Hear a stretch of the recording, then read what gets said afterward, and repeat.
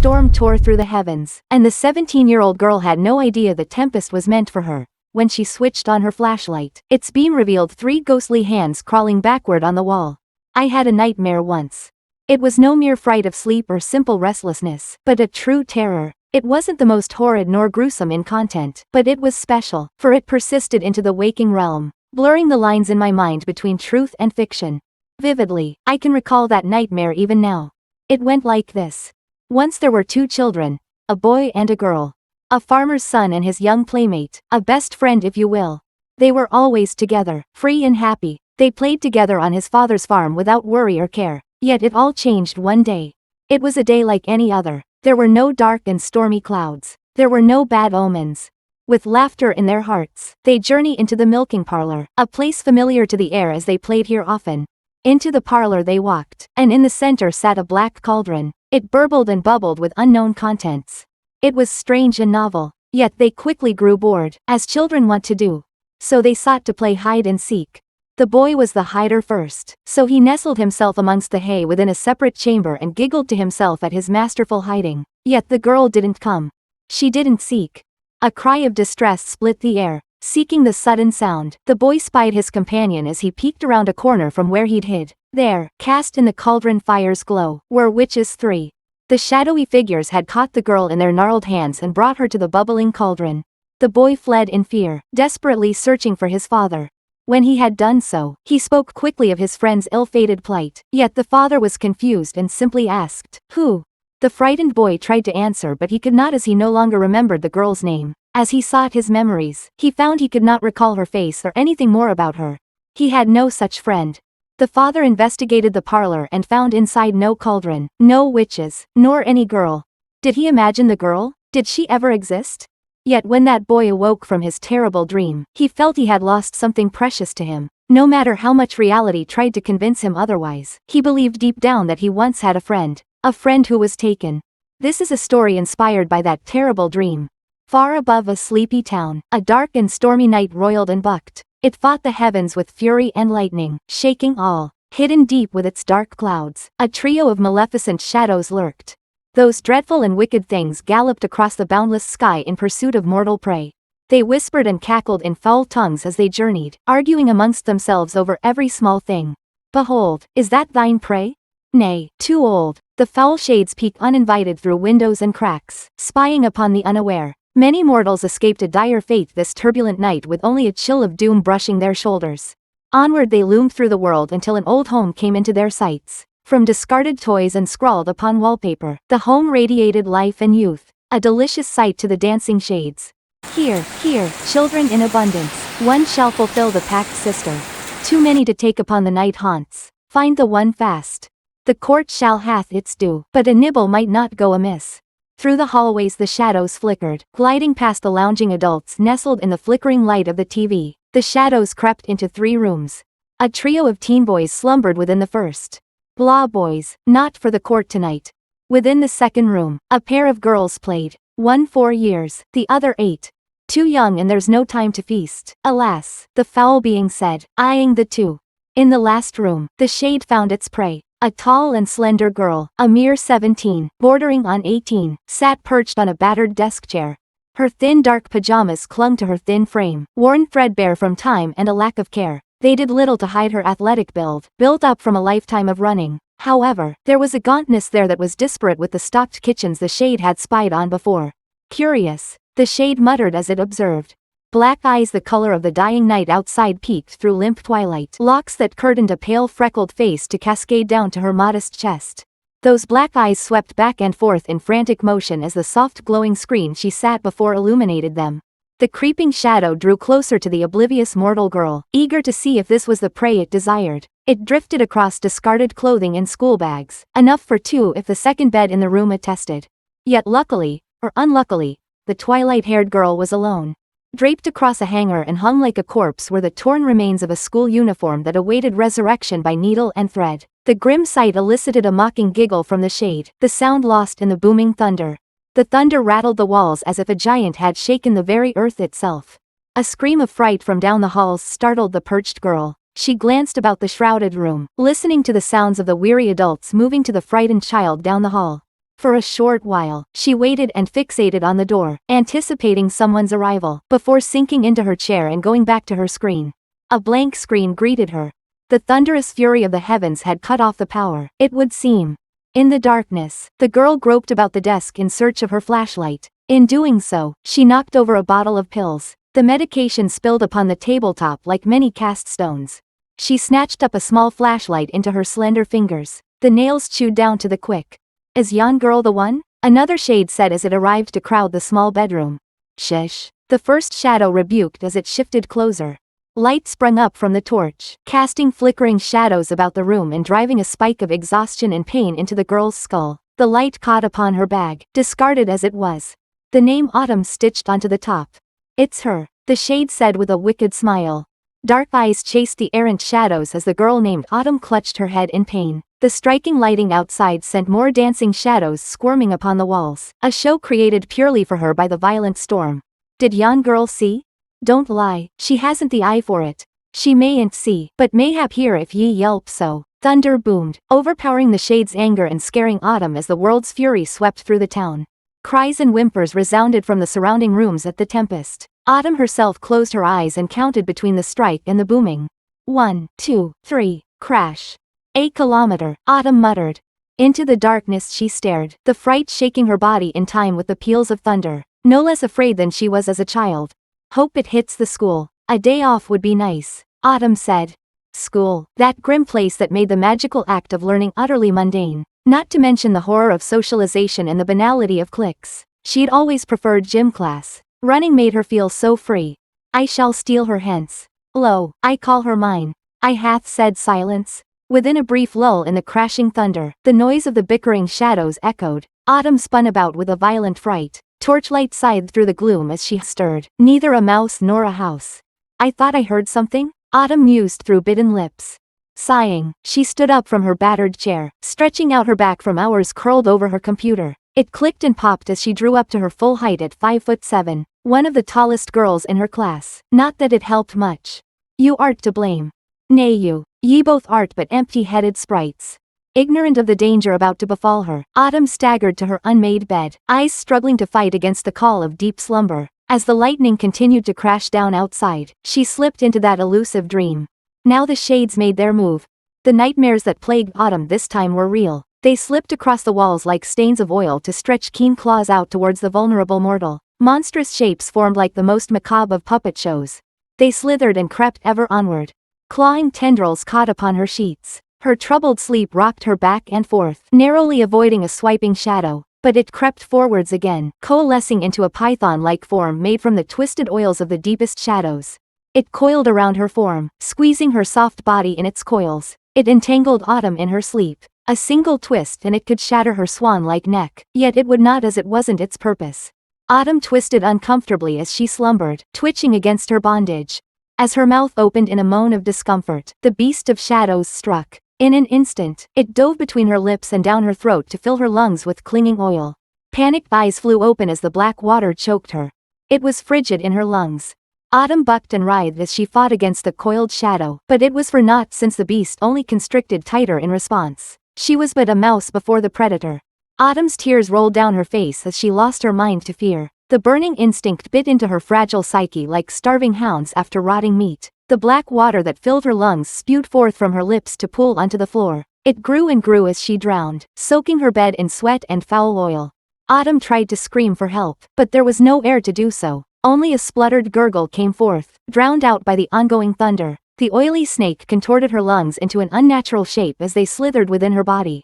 Amongst the crash of thunder and her choked cries, Autumn could hear the rising sounds of sinister childish giggles echoing about her now flooded room. Try as she might, she couldn't see the source. Down into the abyssal waters she went. She couldn't escape, no matter how hard she fought. She felt the icy grip of death looming before her and realized in that bitter moment that she desperately wanted to live. Autumn's vision sparkled and blurred as she drowned beneath the murky waters that lapped against the ceiling above her. She wondered if this was how she'd die. Drowning in her room with no one the wiser? Her final thoughts lay with her foster siblings and she hoped they didn't find her body first. They were already so scared as it was. Autumn drifted languidly downward into the deep waters of the beyond, down past her floor into an ocean of impossibility. Fish passed by her fading eyes, obeying no laws but their own. They hurt to look at. Beyond her fading sight was a looming face of such infinity and age that minds shattered upon gazing upon it. Great long tentacles drifted in the currents and eyes of deepest nothing gazed at the sinking pair. The greatest and most terrible of secrets burned through Autumn's mind in an instant, only for her to forget them once more. Thanks in kind to her blurred vision, the burden did not fully consume her mind. The oily serpent was not so lucky as without eyes to shut. It met with the eyes of the Elder One and simply ceased existing. Although freed, a lack of oxygen had robbed Autumn of her strength, and even if this place had an up, she lacked the energy to pursue it. So she drifted in the currents for a time until the great mind that idly watched the intruder in its watery home wished elsewhere before it returned to its long slumber. Doth thee bethink yon girl made it? In Autumn's remarkably clean bedroom, one shade spoke to the other. Neither seemed to care for the fate of their third. I care not. We have fulfilled the pact either way. Bring me a young girl worthy of being a witch before the dying of this year's autumn. Dumb hag should have worded her pact better. Into an unreal world, our story ventured. Looking heavenward, one would not spot a sky, only an eerie blackness. No stars shone or twinkled above, only the moonlight of a baleful moon graced the black. It hung upon the lightless canvas within a twisted cage of thorns and branches. Gigantic trees of impossible height and girth had stretched towards it and grasped upon the glaring moon and dug deep within the cratered face. Imprisoned as it was, all it could do was watch the twisted lands below as it raged. The giants that had captured the moon dripped with the silvery blood of the wounded celestial. The blood mingled with its bleeding amber to stain the musty earth. It flowed together into pools and rivers that flooded unhindered, save for a central clearing that repelled the substance. Sight drew to this central space. Illuminated in the silvery glow was a mushroom ring of blood-red caps dotted with white. These fungal growths had sprouted from the watered earth in a perfect circle and pulsed to an unheard tune. Those with a mind to comprehend would see the fairy ring, that place of weal or woe. And as often whispered in folklore, within it the fae danced. Bound within the ring spun half-invisible forms that swayed and danced with mirth at the moon's impotent anger. Hooves and feet beat a tune into the soil that only they knew. They played games of deadly courtesy between themselves. The summer court of the fae began as beautiful women with hair like the sun and fine gentlemen with smiles like a promise arrived. Within this gathering of immortals, a lone mortal danced unrested. A fool of fate who'd failed the unknowable rules set forth. Now his feet were but blooded stumps as the fae dragged him about. Only a simple amusement that, unfortunately, they were quick to grow bored with. The fair folk wished for something new to entertain them and, funnily enough, they got their wish almost instantly. From a watery womb, it conjured a deluge of briny water. It broke within the court and wetted hands and feet with salt. From an unseen world of depthless ocean, it deposited a young woman in their midst. Those foolish or simply far too curious for their own good snuck a peek whence she had come, only to tear their maddened eyes from their skulls lest the sight of him infect their existence. The young traveler lay upon the ballroom floor of the Feywild, coughing black water from her lungs. Autumn lay clad only in soaked nightwear as she shook with terror, her mind burning with ill-gotten knowledge. Language was all she could think about at that moment. Frightened and fascinated, she found could understand every language she'd come across. A cool night breeze chilled her bones and sent goosebumps scurrying across her skin, shocking Autumn away from her maddening knowledge. With wild and panic-filled eyes, she scampered to her feet onto the loamy soil. Or was it cool tiles? The summer court of the Seelie delighted in her raw emotions. Before Autumn could make sense of the otherworldly sights, one of the fine nobles dancing stole her hand. A hand of clawed fingers clamped tightly around her own, so tight that blood beaded upon their tips. Someone had dumped her within their courtly games and they'd not let the mortal spoil their fun so soon. A maiden so fair pouted with lips like blood and whispered through teeth like knives into Autumn's ear, "Won't thee dance with me?" The mewling voice sounded like love's first kiss. No thank you," Autumn stuttered as she attempted to extract herself from the fae's firm grip. "Oh?" the fair maiden cooed in a parody of disappointment. "You must dance. This is a party after all and thou art a guest hither, aren't thee?" Shivers grew along Autumn's spine as she spied the sight of sharp teeth glinting in the moonlight. "For if it be true that thee aren't a guest, you'll just be dinner." The air within the court froze as the fae eagerly awaited with wicked grins. Autumn felt her heart beat with fear in a rapid tune, almost in time with the fae's unheard melody.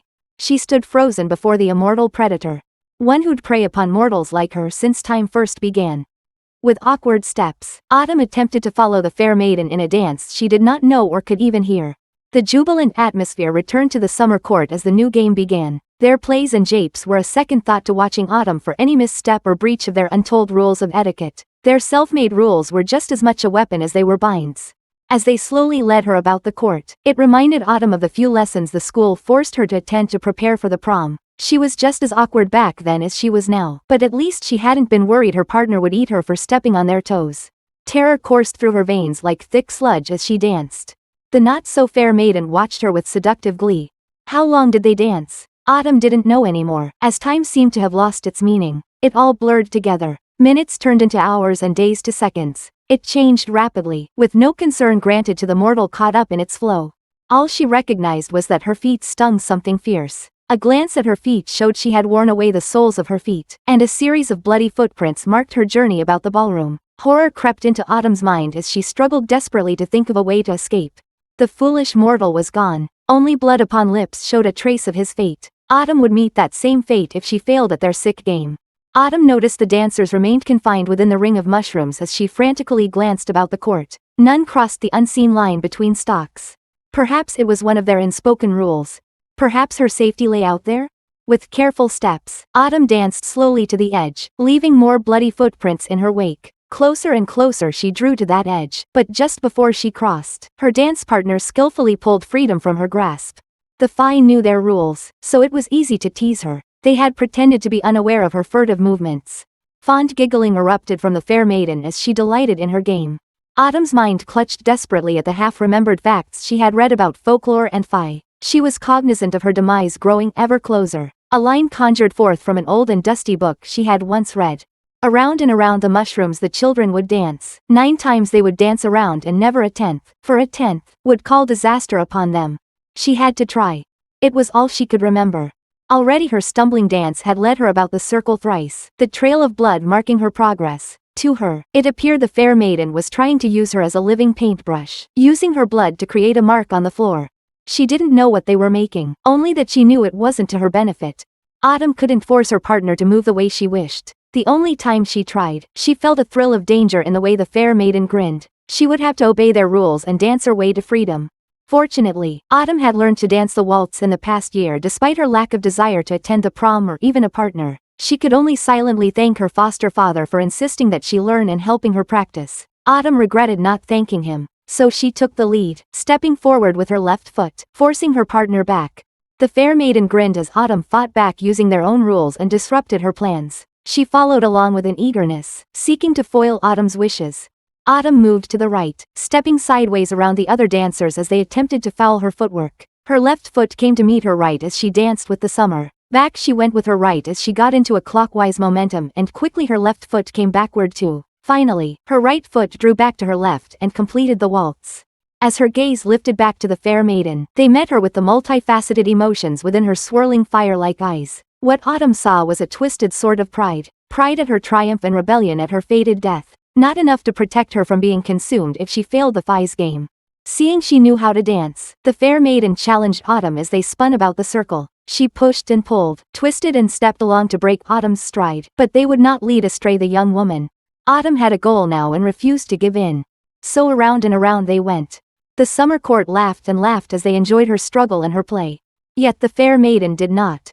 Before, she had been playing with Autumn, guiding her along in the game, but her pride now prickled as she felt the court laughing as much at her as at Autumn. Now her eyes glowed with the heat of a summer's sun.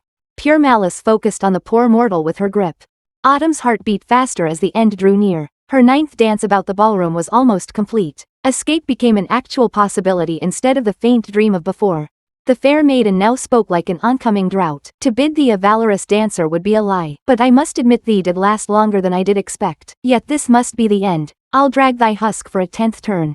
A giggle like 1,000 dying men erupted forth from the being of pure malice and hunger. It burned in Autumn's ears and etched terror into her soul. As the 9th dance neared its end, the 2 entwined dancers prepared. Under the baleful moonlight, eyes full of burning sunlight met with eyes full of fear, their fates entwined forevermore. They took the ultimate step. A pair of heels clicked together, sounding like a gunshot from a starting pistol. They broke decorum in an instant. With bated breath, the court awaited, eager to see who would win. The fair maiden bit down upon Autumn, aiming to tear her neck asunder and leave her bleeding in the dirt. Autumn, in desperation, yanked their still connected hands into the mouth of the furious Fae. Sharp teeth bit clean through bone and flesh with an awful sound. Free of that crushing grip, Autumn fell outside of the fairy ring, landing painfully on her side. The fair maiden stared out at the sprawling mortal that had escaped her clutches, the mortal that had played her game and insulted her by winning, her mouth filled with blood and viscera. Looking down, she blankly took in her minced left hand. A sharp throbbing pain had Autumn looking to her right hand, where a mess greeted her, too. The fly had bitten clean through Autumn's index and middle finger, leaving only stumps behind that leaked crimson. Before her very eyes, Autumn watched as the fair maiden swallowed both of their fingers with a loud gulp. Autumn's eyes traced an unsettling bulge that traveled down the fly's throat. The fair maiden laughed a high and disbelieving laugh of a being with nothing left but wounded pride and hate. Hot angry tears of a scorned love burned down her cheeks as she cried out to the escaped mortal. Congratulations art in order for thy playeth, but knoweth this dram wench. I knoweth thy taste and I'll knoweth thy name anon. Thee'll regret spurning me, for the summer is long and I'll has it mine prey. So runneth, and be hunted. With fright moving her limbs, Autumn scrambled to her bleeding feet and rushed to the clearing's edge while the laughter and howls of the court tore at her back. The stumps of her fingers quickly stained her top as she sought to stem the bleeding. Autumn ran for her life.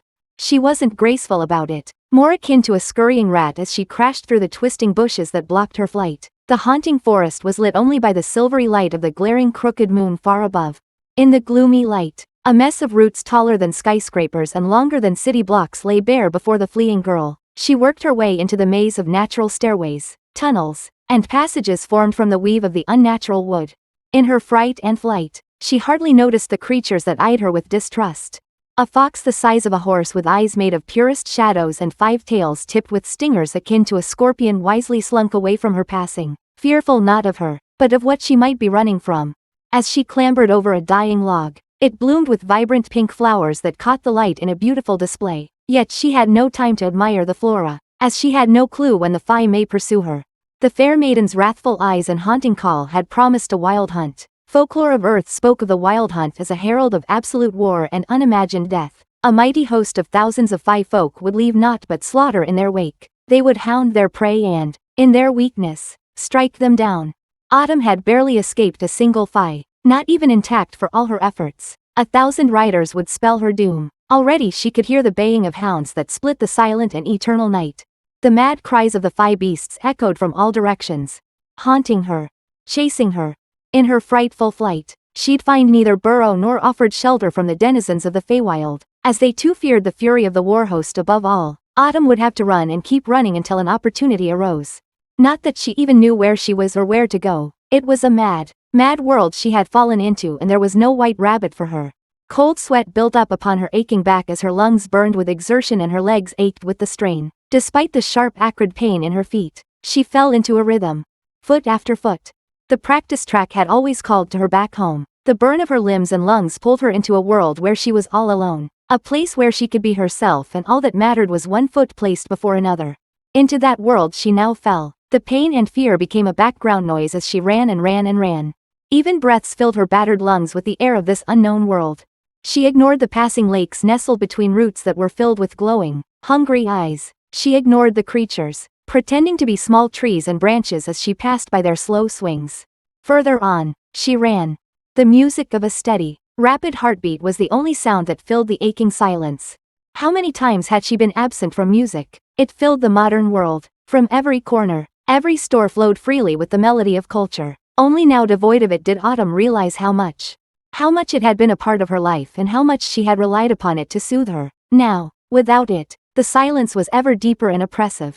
The baying of the hounds broke her introspection, sounding off in the gloom, sounding impossibly close, sounding so clear, as if they were at her heels already. Her pace quickened at the sound. With wide eyes filled with desperation, she whipped her sight from side to side as she raced along, looking for gaps and tunnels to lose her hunters within. Shapes loomed within the dark, and Autumn could not determine if they were real or conjured up by her frantic mind. Was that cluster of branches a house-sized spider gazing upon her? A root the size of a freight train? Or was it a python laying in wait for prey far larger than her? Autumn flinched away from them all the same in this twisted forest. Who knew what was possible? It wasn't long in her mind since a tale had whisked her away from her home. A tale told to frighten naughty children. After all, Autumn ground to a halt as a fallen tree blocked her path. The obstacle was the same size as those around and was far too large to climb in any reasonable timeframe. She would need to pick a direction to continue her flight. Yet, Which one would lead to safety and which to doom, or were both towards doom? In the end, it might not even matter, for if she stayed in place contemplating and analyzing, the wild hunt would catch up in no time. Which way? With no time to spare, she flipped a coin in her mind and it landed, favoring the left. The path alongside the dead titan of nature was mostly clear, as the tree itself had crushed most obstacles in its fall. What it left was still massive in comparison to her small mortal frame. With a suddenness that left her reeling and stumbling in the dark, the silvery moonlight that had been lighting her way in the dense forest dimmed to an almost pitch black. A cloud of unnatural design crept upon the raging moon and obscured it from sight. In that instant, the silent forest of the Feywild grew somehow even more silent before exploding into a cacophony of rabid howls and grim calls from trumpeting warhorns. The wild hunt began. The ground below Autumn's tormented feet quaked as thousands of hooves beat upon it. Millions upon millions of birds scattered into the sky as they too fled from the hunting host. The trumpeting of 100 warhorns off in the distance was deafening, and Autumn ran faster. Her bloody feet slapped hard onto the dirty ground as she stumbled over loose rocks and sharp twigs. But the pain was nothing to her right now.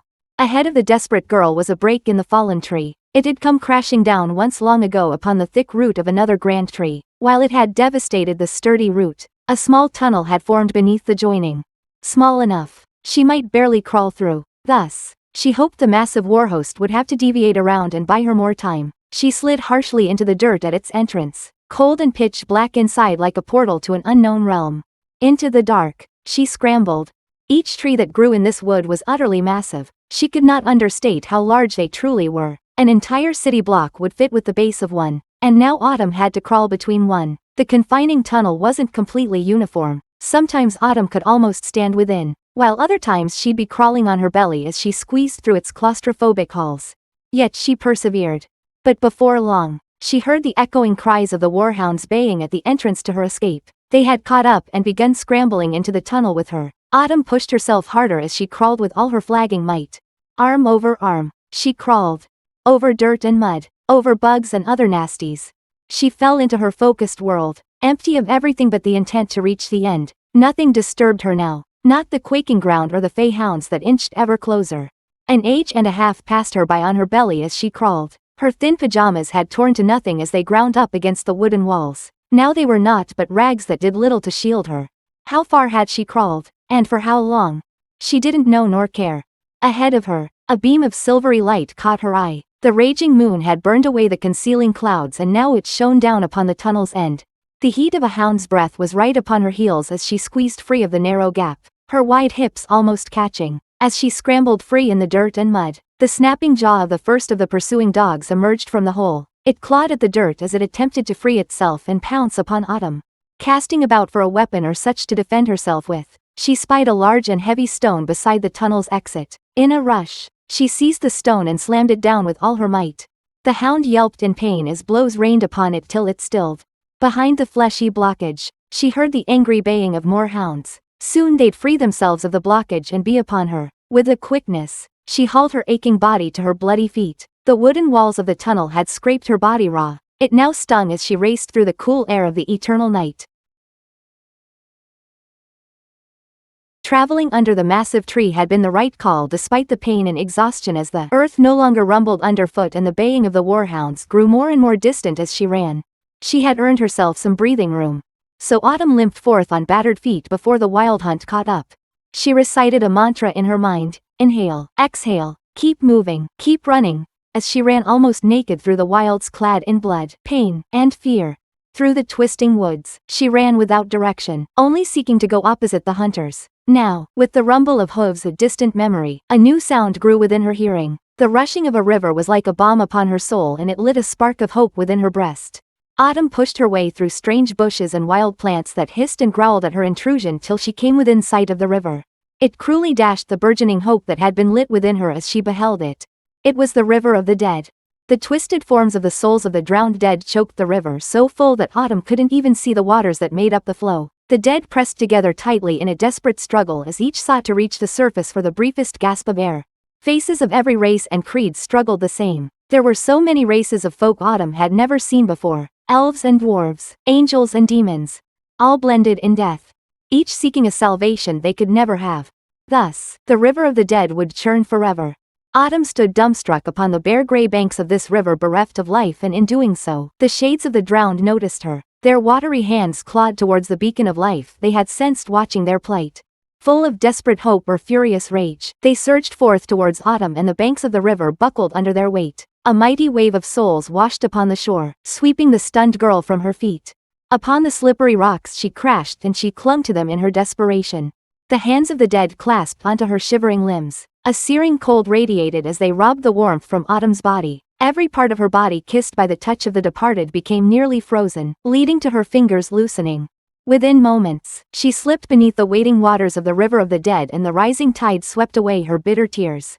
Beneath the churning swell of the dead river, a lonely girl sank. Down deeper and deeper, they pulled Autumn till they froze her to the marrow, an icy chill robbing her of what little warmth remained. In the depths, the raw and unwelcome touch of the dead groped all along her near-nude form. She could hardly move, entombed by the packed ghosts who all sought to seize a small semblance of her life, to claim what remained of her. To claim her before the river added another soul to its profane collection. Pale clammy hands wrapped her everything up, throat, limbs, eyes, and heart. They glid through her flesh like the wraiths they were, and once again Autumn felt a violation in her innards. So she thrashed in the deep, soul-churned waters, seeking salvation and freedom. Her body drifted along with the raging currents until she collided with colossal force upon an ancient rock anchor deep within the riverbed. The last gasp was driven from battered lungs to bubble to the surface, but she struck free from grasping dead hands. In her moment of wild desperation, she kicked off that ancient rock, intending to reach the surface. The chilling hands grasped for her again, but they were too slow. Towards the surface she fled, swimming for all her worth with burning lungs. Before her very eyes, ghostly visages drifted. Each moaned and wailed, begged, or raged for her, asking her to save them, to free them. It was a blending cacophony of wordless agony. The cries threatened to drown her mind just as much as the river threatened her failing mortal body. With a gasp of shuddering relief, Autumn broke the surface and sucked in the sweetest air she'd ever tasted. Yet it was only for a moment, as those forlorn phantoms yanked her below into the gloom. Into the endless river, she sank once more. Frenzied blows sailed harmlessly through the souls that clung to her form as she fought the inevitable. As she fought against her drowning fate. Again and again, she'd breach the surface and draw in enough air to fill her battered lungs before being yanked below. Down below, a stronger soul stirred. A ghoul rose free from the silt as it awoke, drawn by the wild thrashing of a living soul. The scent was irresistible to the watery dead, so it lashed outwards at the gathered ghosts, driving them away till it alone remained. In its victory, it clasped its blubber hand tightly around Autumn's ankle. The sudden pain the grip brought broke through the frozen numbness. She lashed out with a panicked kicking and, much to her surprise, landed a solid blow to the creature. Seeing a foe before her she could strike, she pummeled the creature with a surprising viciousness till it fled in agony. Angry, the creature circled the wavering mortal, waiting for the moment she faltered. Despite her reprieve, she was flagging. Her valiant efforts to resist the pull of the dead had left her drained in. The chill of the river had sapped her till she felt as warm as a block of ice. The other shore lay far away, too far for her weakened limbs to carry her. She dipped below, her nose barely above the icy surface as her kicks became more and more languid.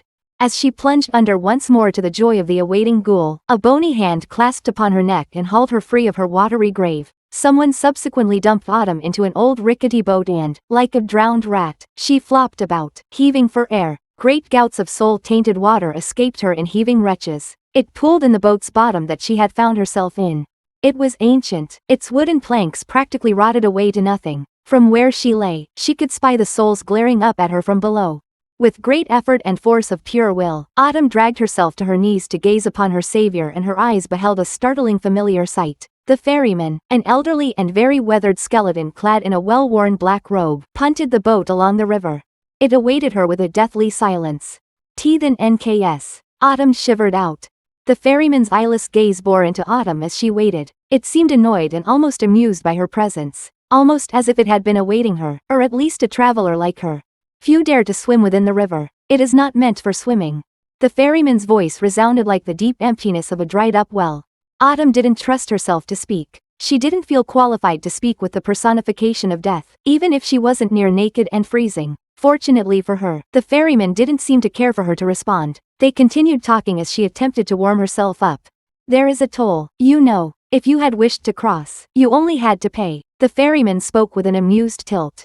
Autumn cast about her person and took in the nudity of her body. She had nothing upon her, let alone the presumed coins to pay for her passage across the river Styx. Fearful of being cast back like an undersized fish to the hissing ghoul below or hauled back to the shore whence she had come, she asked the only thing she could think of at that tense moment. "Can why you take an IOU?" she stuttered with cold and fright. "At the very least, don't he take me back. There is a hunt after me." Already she could hear the baying of hounds in the distance. "Ah, one of those stories. Very well. 2 coins for 2 favors. I have seen your future mortal and I will collect one day. So mote it be." As the ferryman spoke his last words, Autumn felt a blazing heat upon her eyes, as if someone had pressed 2 burning coins into her sockets. It was over in a flash, but she clutched her eyes in pain all the same. Autumn did not know what this grim reaper would call her for, but she had no choice. Not at least if she wanted to live.